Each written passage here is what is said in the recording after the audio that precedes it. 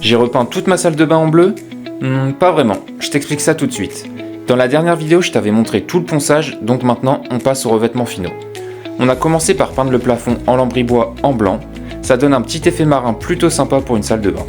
Ça a pris pas mal de temps car il faut peindre entre chaque planche de lambris au pinceau pour bien recouvrir les creux avant de pouvoir passer le rouleau. Et en plus, on a dû mettre 3 couches pour avoir un rendu bien uniforme. Ensuite, on s'est attaqué au petit bout de mur en carrelage. Sur ce mur, j'ai laissé le carrelage car il était entièrement recouvert et il n'y avait donc pas de problème de différence de niveau. J'ai donc commencé par passer de l'acétone avec un chiffon pour bien dégraisser le support.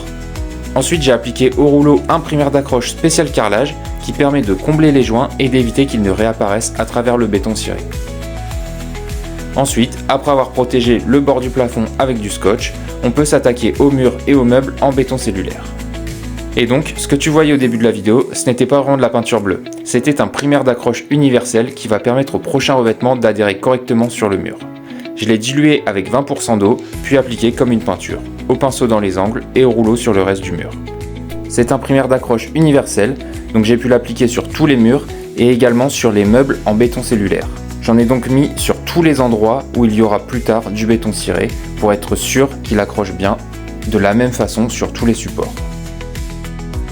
Une seule couche suffit, il n'y a pas besoin de repasser, et comme il me restait du produit, j'en ai également profité pour en mettre à l'intérieur des meubles en béton cellulaire.